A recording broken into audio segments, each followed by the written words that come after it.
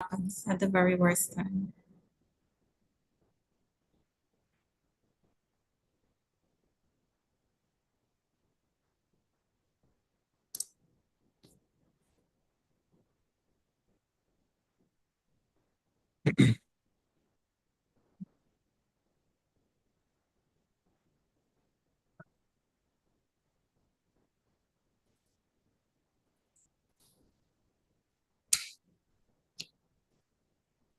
Good afternoon and a happy World Wildlife Day to all.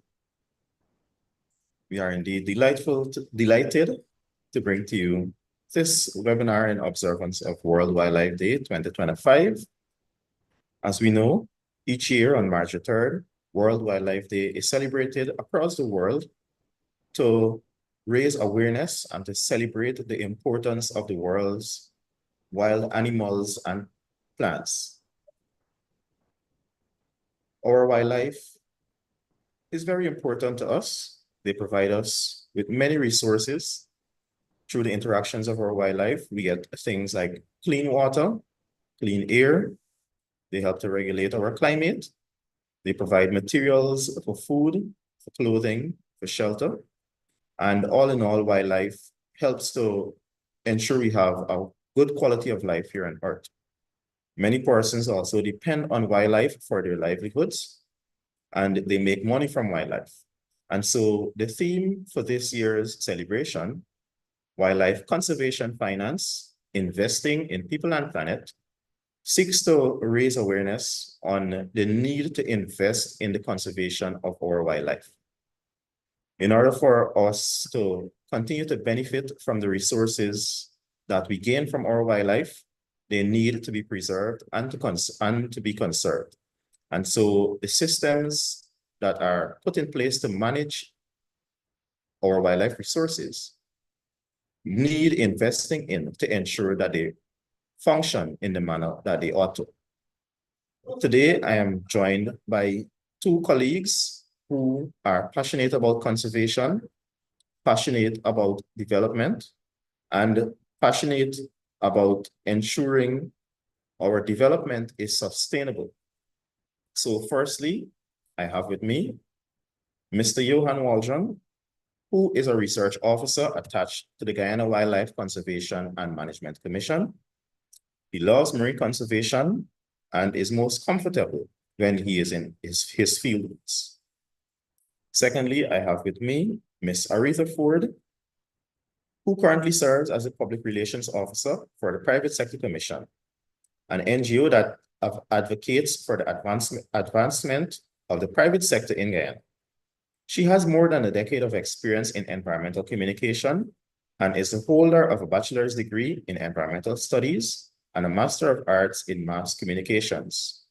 In her spare time, Aretha is passionate about environmental protection and conservation and enjoys volunteering with her Lions Club during her spare time. And I am none other than Dual Use, Communications Officer here at the Guyana Wildlife Conservation and Management Commission and the moderator for today's program. So as I mentioned before, the importance of World Wildlife Day and its objective. Today we are hosting this webinar to bring to light an issue that continues to plague our society, and that is the illicit wildlife trade. Now, as we head into the webinar, I'll go first to Mr. Waldron to speak on what exactly constitutes illegal wildlife trade. Good afternoon, Mr. Hughes and Ms. Ford. What is it that constitutes or can be considered illegal wildlife trade? Now, as the phrase suggests, it's anything that does not follow the guidelines or rules that are set out to facilitate the trade in itself.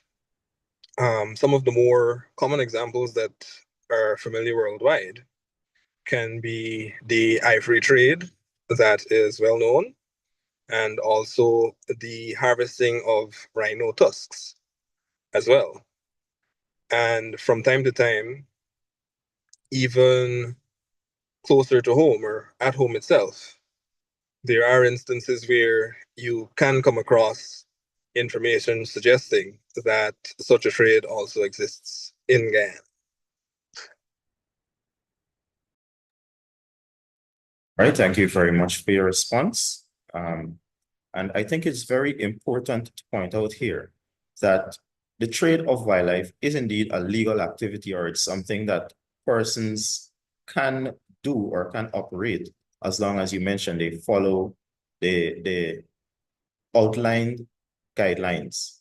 All right. And so here in Guyana, the Guyana Wildlife Conservation and Management Commission is the agency that is responsible for issuing licenses and permits to persons who are desirous of being in the trade. Now, as you would have outlined what illegal wildlife trade is, or the illicit wildlife trade is, can you tell us of some of the impacts the illegal trade of wildlife would have on our economy, first of all?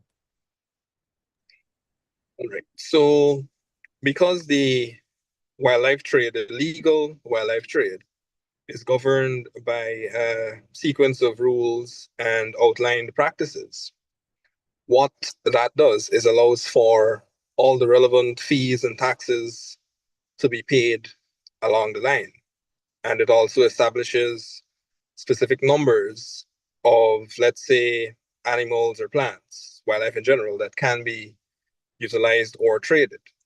So what the illegal trade then facilitates is ignoring the lines or ignoring the taxes, ignoring the opportunities for employment in some instances, for example, of trappers and middlemen who are also taxpayers in many instances.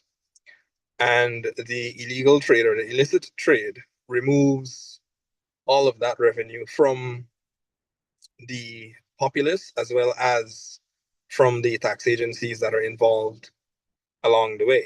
So there are no licensing fees, there are no fees paid to, for example, GRA. And as a result of that, there is economic loss, both at the higher level as well as at the level of persons that partake in the trade, such as the trappers themselves. Right, thank you very much for your response. Ms. Ford, I'll pose the same question to you. What are some of the impacts that the illegal wildlife trade can have on our economy? All right, so good afternoon to everyone who is viewing this webinar. And of course, a very happy World Wildlife Day, not only to Guyana, but to the global community. I mean, we all depend on wildlife. All forms of biodiversity are important in and of itself. And we at the Private Sector Commission are happy to join with the Guyana Wildlife Conservation Management Commission in bringing awareness to illegal wildlife trade. So that's for starters. As it relates to the impacts of illegal wildlife trade, I must say that when persons hear about the PSC, I know wildlife is not something that necessarily comes to mind because the majority of our members are either into construction or manufacturing, or services. We do have sectoral members. The PSC has two membership types, corporate and sectoral, and some of our sectoral members are directly involved with wildlife and biodiversity at some stage of their process. So whether it's those from the Forest Products Association or the Tourism and Hospitality Association of Guyana, the PSC is in some way, shape, and form involved in wildlife trading and issues of biodiversity conservation. So as it relates to the impacts, we look at things from a more holistic standpoint, in that, as Johan would have pointed out just a few minutes ago, wildlife, not just wildlife, but illicit trade has a negative impact on so many sectors, not just the economic sphere, but it also impacts consumers, it impacts businesses directly. So aside from the loss of revenue from taxes and permit fees, as it relates to the impacts on businesses, what we've heard from our members and from the private sector in general is that illicit trade is affecting their bottom line, right? And as I said, our members are not necessarily directly involved in the wildlife trade. But what we find is that persons who are counterfeiting, persons who are involved in piracy, they now take away from those legitimate businesses that have to pay the taxes, that have to pay duties and all the costs associated with importing goods, with providing services. So that drop in the bottom line would then lead to, in extreme cases, closure of country offices. If an international conglomerate feels like this country office is not bringing in enough money, it can lead to loss of jobs because you're not making as much. You would have to cut jobs for persons. And then, of course, there's spin-off impacts when persons lose their jobs. It's not saying that persons who lose their job necessarily would turn to a life of crime, right? But if it's done en masse, then that is something that can be anticipated. And of course, if persons who lose their income are the sole breadwinners within their families, we have the multiplier effect of, illicit trade. In addition to that, of course, the government is not able to conduct programs because there's the loss of revenue. We could have done more if we would have been able to get revenue as needed. In addition to that, there are programs that the private sector is involved with, research and development. If we don't have money coming in, if persons are undercutting us when we are doing things the right way, then we won't be able to invest in research and development to offer better products, to offer new products to consumers, to offer safer products in some instances. And then, of course, there are companies that usually undertake CSR projects, charitable causes. And, it was so disheartening to hear during our illicit trade seminar that we hosted last year that one of the companies that would sponsor.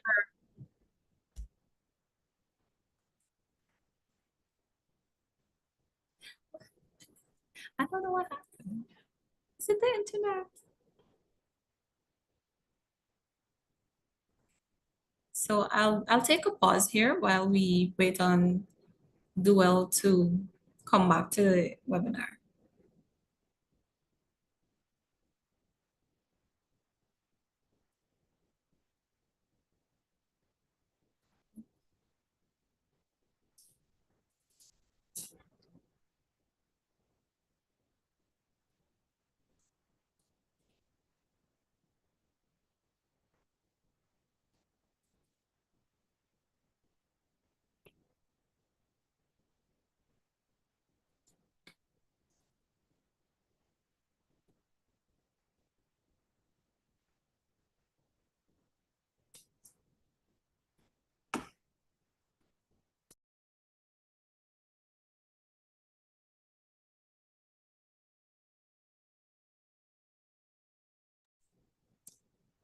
Yes.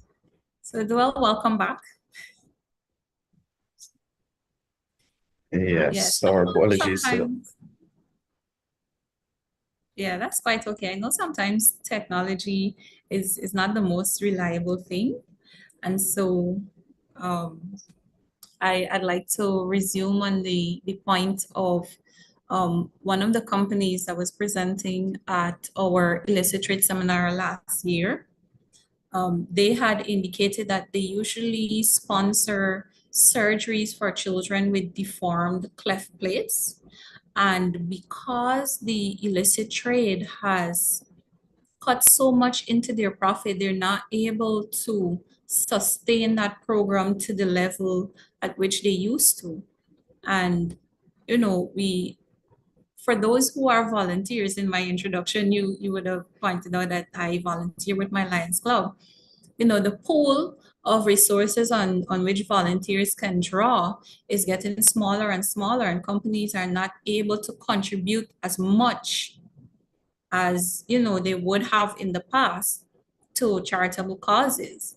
And so these are just some of the main impacts that we see from the business end of things. Of course, there are impacts to consumers on their health, on their safety, if they consume contraband, if they consume illegal substances and so on. So thank you both for your responses to that question, despite the minor hiccup we would have had.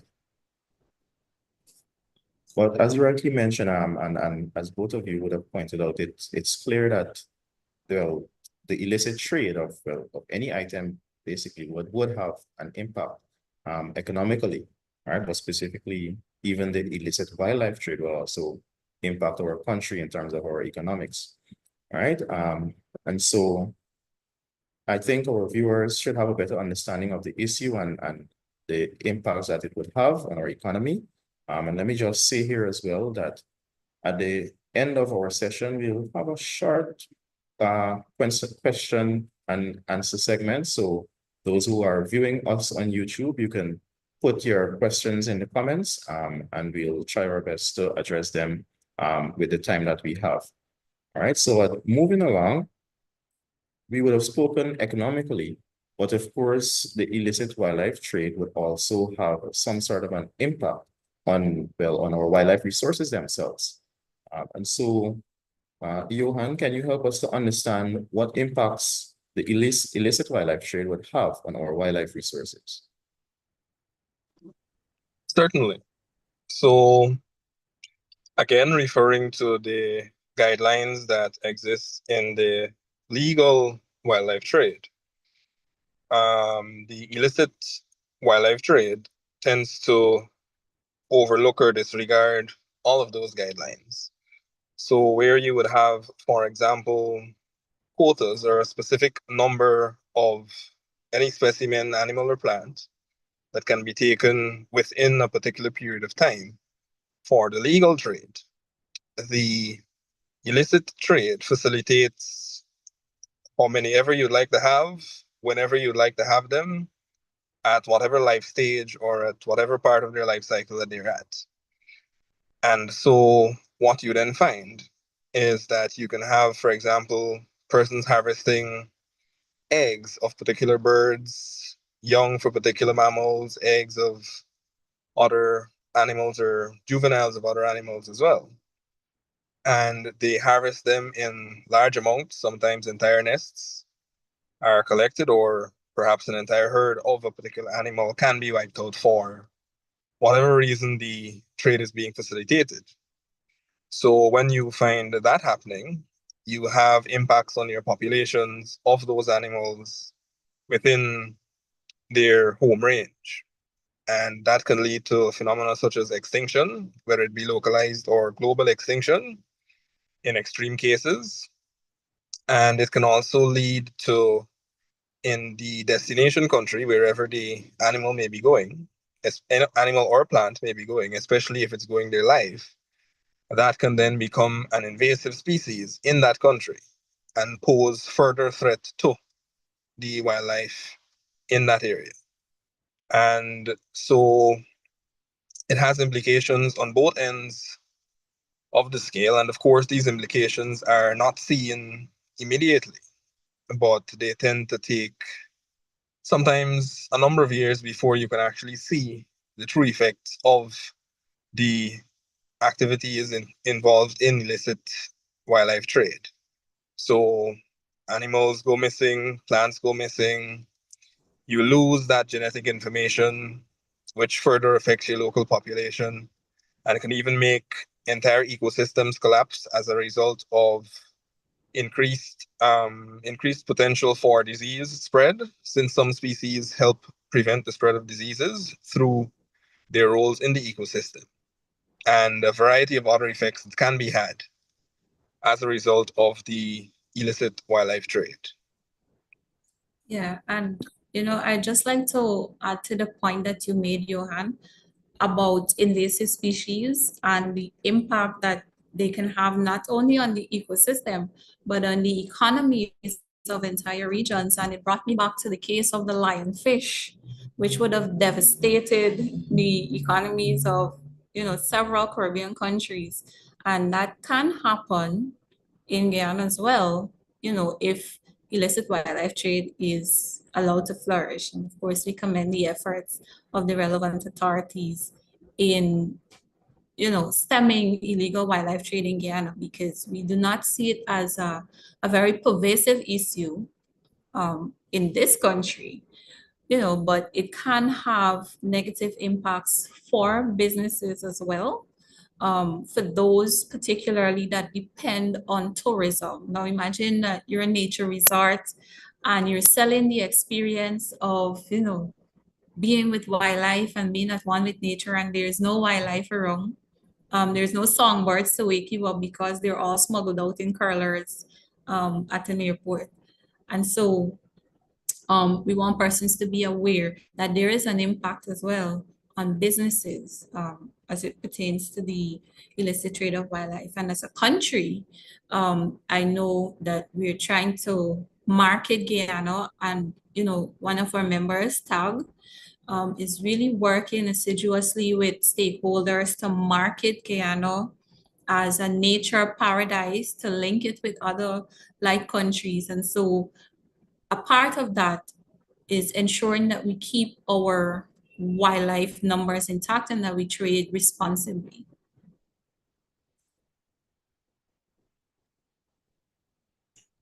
Yes, indeed. And so I think it was eloquently put over in terms of the possible impacts, or the impacts that the illegal wildlife trade would have on our wildlife resources. And as it has been pointed out over and over again, that ultimately also leads to impacts in terms of our economy. All right. And so even as we seek to wrap up our webinar for today, what exactly can be done when it comes to preventing the illegal wildlife trade? How can, the regular person be involved in helping to prevent this issue? Arita, I'll go to you first. Right. So I think the key word here is responsible.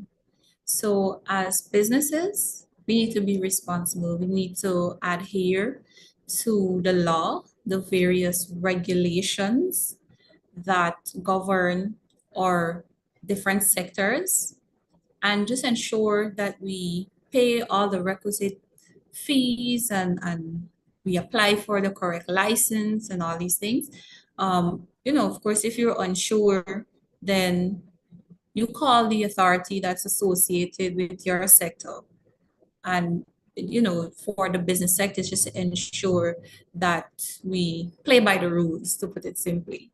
For consumers, we often place the burden on consumers to do the right thing, and consumers hold a lot of power.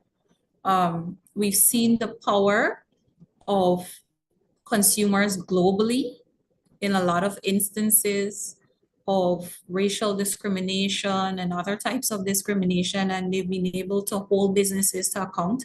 And so I feel that it's no different when it comes to wildlife trading. We ought to hold businesses accountable, hold ourselves accountable, because if we as consumers educate ourselves and we know that,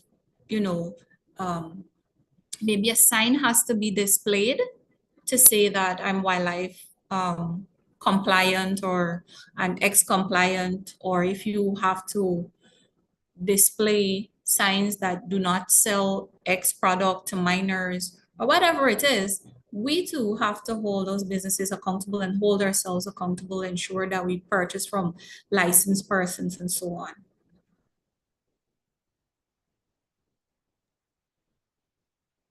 And thank you for your response. Now, Mr. Waldron.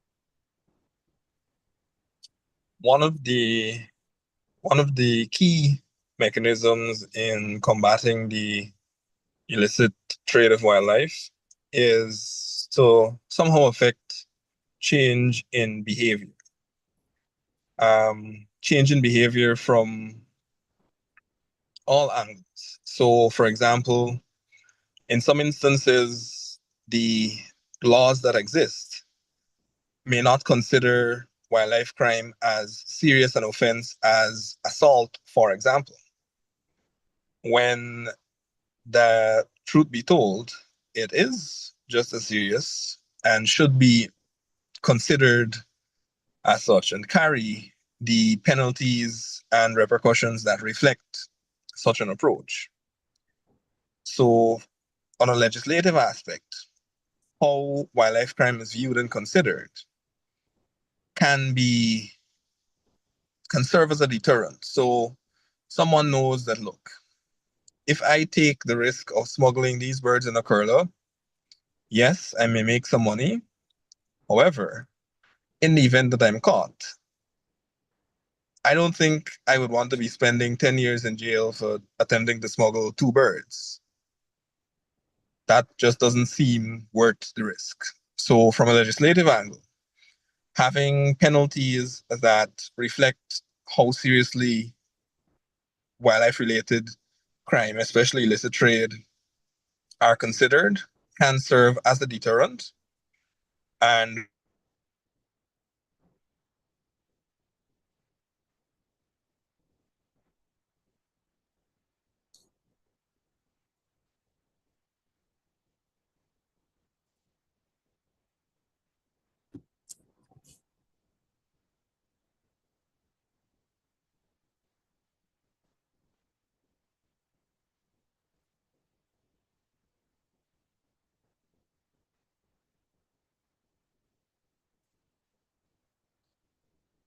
Mhm. Agree.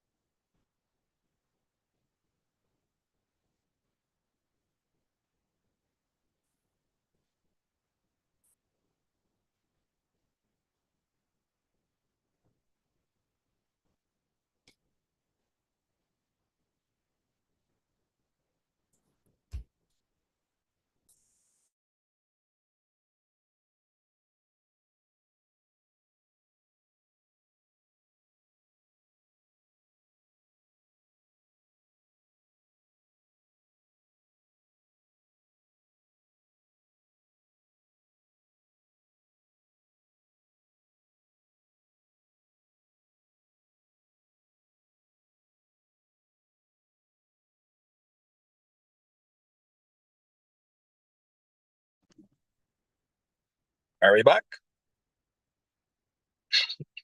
Yes. Yes. So change in behavior from the populace and the everyday person, embracing a similar approach to if you see something, say something. For example, seeing a group of people loading 50 cages into the back of a closed up vehicle at midnight, you know, glancing around the corner and just looking shady, that potentially warrants some intervention from law enforcement. Or let's just say, even having access to goods or services that may have come from someone that would have acquired them legally, because part of the illicit trade includes the parts and derivatives from the wildlife that are affected. So it's not in every case that the animals or plants are traded alive. It may be skins, it may be teeth, it may be bones, whatever it may be.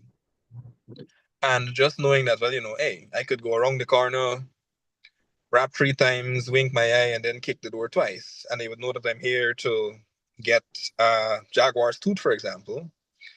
Being aware that, well, the conditions under which this Jaguar's tooth was collected were not ideal, they were not humane, it was not legal. The jaguar is a protected species. It's important for these reasons. This is why I should be proud that my country has live jaguars that roam freely.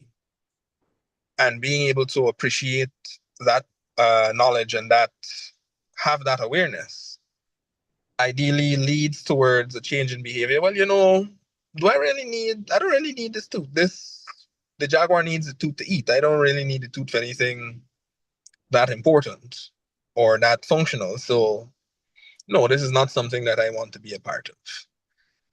And also partnerships.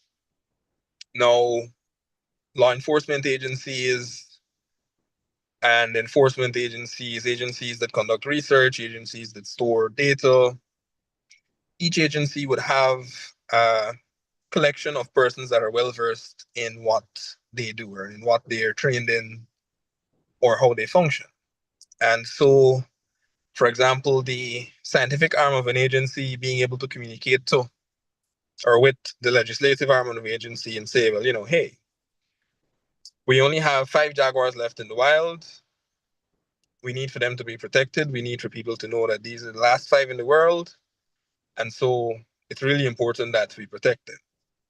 Being able to have the partnerships that can then essentially translate that from scientific language to legal language is extremely important, because the legislative arms would only be interested if it's something that they can relate to and understand, to put it in their own terms and to make it relevant to their field.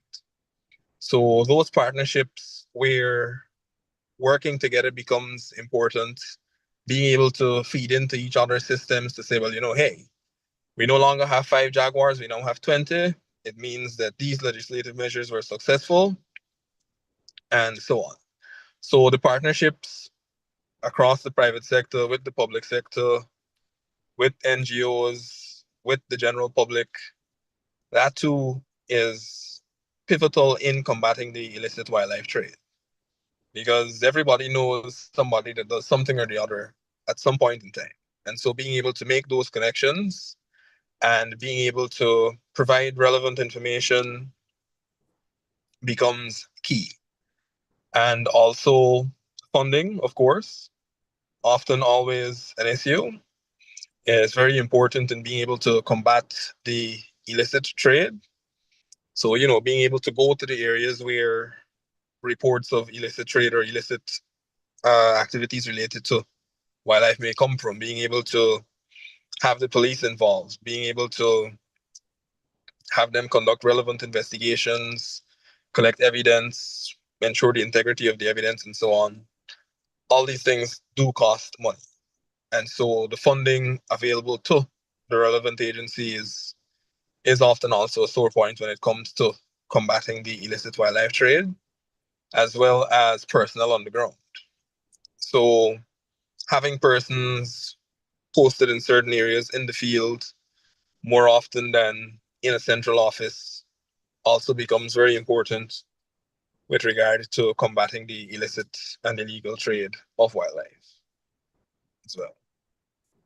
And I think you talking about partnerships is a great segue for me to talk about the PSC's illicit trade desk and the importance of the partnerships that we are creating at the desk in bringing awareness to illicit trade in all its forms, including the illicit trade of wildlife. The desk was formed in 2024 in July, after discussions with a number of our partners, members and non-members alike, who are being affected by illicit trade in Guyana. And since then, we've brought these persons together. We had an illicit trade conference in September, that was, for me, as a consumer especially, an eye-opener as to the extent of illicit trade globally and the scale with which it exists in Guyana and the losses that come up to billions of Guyana dollars by just a few companies that would have shared with us. And so, just to remind persons who are joining us, the impacts of illicit trade go far beyond, they're far reaching, just beyond the losses in revenue. And as we're talking about illicit wildlife trade today, it's the fourth largest form of illicit trade, and it's often tied into other forms like human trafficking and drug trafficking. So, it might not be for the parts of an animal, but it might be to transport some illicit substance. And so the PSC wants to do its part in putting a stop to that. So we have the desk where persons can make reports confidentially. We take those reports to the relevant authorities, whether it's the Guyana Revenue Authority, the Guyana Police Force, and now that we have this partnership with the Wildlife Commission, if there are any reports coming in on instances of illicit wildlife trade, then we would be able to share that with you guys. So partnerships are very important. We encourage persons to contact the desk. We have our telephone number. We have an email address. You can call the office. You can send that email, and don't be afraid to do so. I mean, you have to say something if you see something. It's not just, I'm going to close my eyes and pretend this never happened, because while it might not impact you directly, no, some other form of illicit trade will impact you down the line. And adding a little bit to the point you made of revenue. Globally, it's estimated that natural resource related illicit activity costs roughly about $70 billion yearly. And of that 70 billion, it's estimated that between about 7 to 23 billion is directly tied in with the illicit wildlife trade. So it is definitely costly Yeah. for countries across the globe. And the persons who are involved in illicit wildlife trade and all the other forms are not using the funds for anything good, nothing to benefit society as a whole. So we ought to be, on alert and really take it seriously. Wonderful. And so there you have it, folks. The issue of illicit or illegal wildlife trade is one that has far-reaching consequences. It affects our economy, it affects our environment, it affects our wildlife resources.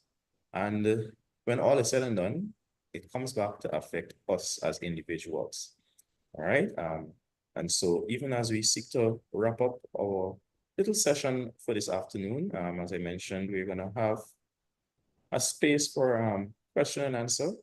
And so, yes, I do see a comment popping up there right away. It says, what are the main drivers behind the demand for the illicit wildlife trade? What are the main drivers behind the demand for the illicit wildlife trade? Well, quite a bit of the illicit wildlife trade tends to be driven, for example, by trophy hunting. So there's a rare species, somebody wants a lion's head on their wall, particularly in some cases a white lion, perhaps. They go out, shoot the lion, get it to wherever they need to get it to, and it's now mounted on their wall. In the instances that we tend to see right at home here in Guyana, the illicit trade sometimes contributes, for example, with the songbirds, to cases where persons would like to acquire songbirds but choose to go the illegal route versus the legal acquisition thereof. So you see birds and curlers going out to be pets or to be part of singing competitions. In some instances, the utilization of remedies that require animal parts or plant parts can also drive the illicit wildlife trade as well, including, and this one has grown over the last decade or so, for, having exotic pets, where persons want particularly big cats as pets. That too has served to drive up the instances of illicit trade in wildlife. And just let me add to that. There's also on the other side of the world, my research would have shown that cultural norms and cultural beliefs are large drivers of illicit wildlife trade. You know, the belief that a tiger's tooth or whale fin can somehow cure impotency or cure some disease. Um, those beliefs are tied into a lot of the illicit wildlife trade that we see in other parts of the world, not necessarily locally or within the South American region, but on a global scale.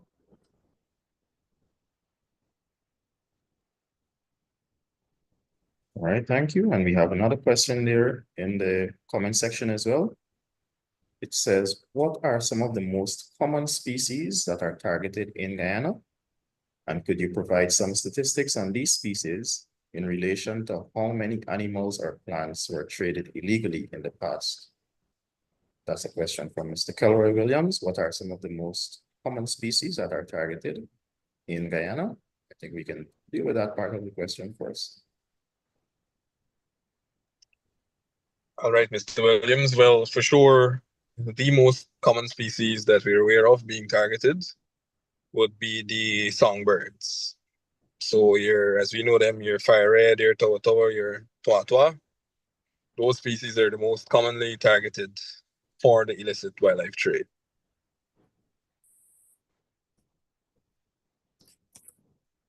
And then the second part is, he would have asked for us to provide some statistics on these species in relation to how many animals or plants were traded illegally in the past.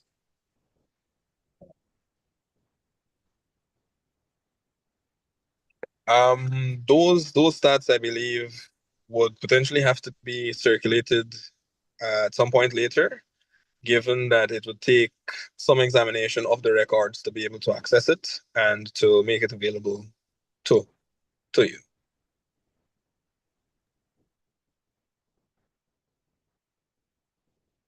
But then, so I know, well, over a period of years, so the commission, for instance, we would do annual reports where we would have this information compiled.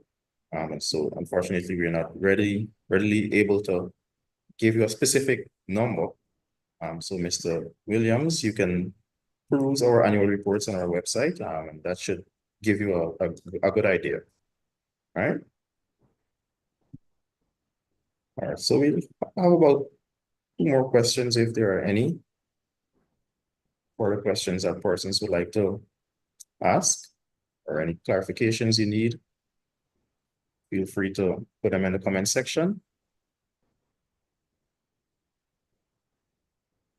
Even as we seek to wrap up our webinar for today.